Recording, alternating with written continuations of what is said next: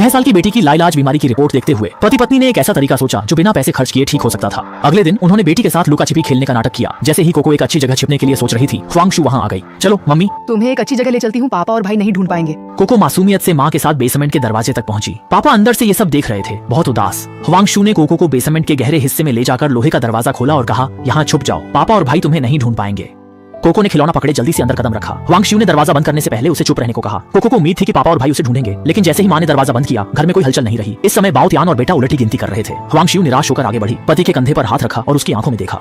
बाओ त्यान ने बेटे से जल्दी कहा, हम पहले घर बदलते हैं, फिर मैं लौटकर बहन को ढूंढूंगा। जल्द ही वे कुछ लोग सामान लेकर बाहर निकले। वे कार में बैठकर उस घर को छोड़कर चले गए जहाँ दशकों तक रहे थे और कोको को बेसमेंट में अकेला छोड़ दिया। ये इंतजार 20 साल चला। 20 साल बाद बाओ त्यान और उनकी पत्नी ने एक प्रसिद्ध गुरु को ढूंढा, क्योंकि उनका बेटा एक अमीर लड़की से जुड़ा था। शादी से पहले उन्होंने गुरु से शुभ दिन निकालने को कहा। जब उन्होंने बेटे और बहू की कुंडली गुरु को दी तो गुरु ने गणना करके पूछा, क्या आपका कोई और बच्चा है जिसकी आपने वर्षों से देखभाल नहीं की? ये सुनकर पति पत्नी स्तब्ध रह गए। 20 साल से शहर में बसने के बाद उन्होंने बेटी का जिक्र नहीं किया था। अब गुरुजी की बात ने उन्हें विचलित कर दिया।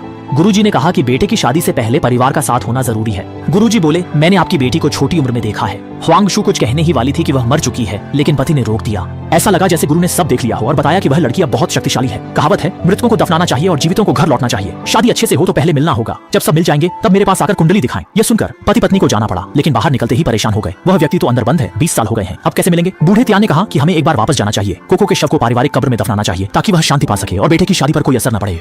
वह जल्दी से अकेले पुराने घर लौटा। बाओ त्यान जब तहखाने के दरवाजे पर पहुंचा, उसे ठंडक और डर का एहसास हुआ। वह लालटेन लेकर अंदर गया। अंदर जाते ही बंद लोहे के दरवाजे को देखा और बच्चे के रोने की आवाज सुनी। पहले उसे लगा शायद भ्रम है, लेकिन जैसे ही ताला खोलने की तैयारी कर रहा था, अचानक अंदर से किसी ने दरवाजे पर लात मारी, जिससे वह डरकर बाहर भाग गया। घर लौटकर उसने खूब शराब पी, मानो दिल के डर को शांत करना चाहता हो। ह्वांगशु ने पूछा कि वह इतना डरा क्यों है। बाओ त्यान ने बताया कि कोको अंदर जिंदा है, लेकिन पत्नी ने सोचा कि वह नशे में है। वह उठकर खुद पुराने घर लौट गई।